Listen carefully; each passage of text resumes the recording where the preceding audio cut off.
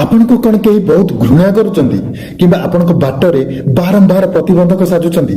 ତେବେ ମୋର ଏହି କବିତାଟାକୁ ଶେଷ ଯାଏ ନିଶ୍ଚୟ ଦେଖନ୍ତୁ।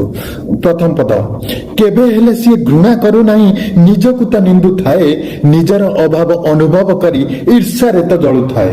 ଭାବାର୍ଥ, ବାହାରକୁ ଆପଣଙ୍କୁ ସମାଲୋଚନା କରୁଥିବା ବା ଖରାପ ଚିନ୍ତା କରୁଥିବା ବ୍ୟକ୍ତି ବା ନିନ୍ଦୁକ ପ୍ରକୃତରେ ଆପଣଙ୍କୁ ଘୃଣା କରେ ନାହିଁ।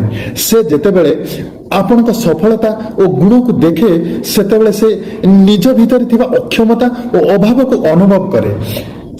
ସେହି ଅଭାବ ବୋଧ ଯୋଗୁଁ ସେ ନିଜକୁ ହିଁ ନିନ୍ଦା କରେ ଏବଂ ଭିତରେ ଭିତରେ ଈର୍ଷାର ନିଆଁରେ ଜଳିଥାଏ।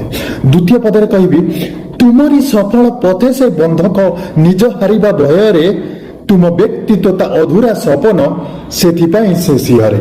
ଭାବାର୍ଥ କହିବାକୁ ଗଲେ ସେ ଆପଣଙ୍କ ସଫଳତାର ରାସ୍ତାରେ ପ୍ରତିବନ୍ଧକ ସାଜିବାକୁ ଚେଷ୍ଟା କରେ, କାରଣ ଆପଣଙ୍କ ଆଗରେ ସେ ନିଜେ ସମ୍ପୂର୍ଣ୍ଣ ହାରିଯିବାର ଏକ ଭୟ ତା ମନରେ ଥାଏ।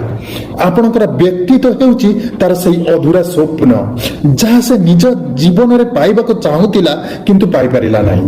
ଆପଣଙ୍କ ଭିତରେ ନିଜର ସେଇ ଅଧୁରା ସ୍ୱପ୍ନକୁ ସାର୍ଥକ ହେବାର ଦେଖି ସେ ଆଶ୍ଚର୍ଯ୍ୟ ହୁଏ ଏବଂ ଭିତରେ ଭିତରେ ବିଚଳିତ ହୋଇ ଶିହରି ଉଠେ। ଯଦି ଏହି ଭାବନାଟି ଆପଣଙ୍କ ମନକୁ ଛୁଇଁଥାଏ ତେବେ ଭିଡ଼ିଓଟି ଲାଇକ୍ ଏବଂ ସେୟାର ନିଶ୍ଚୟ କରନ୍ତୁ।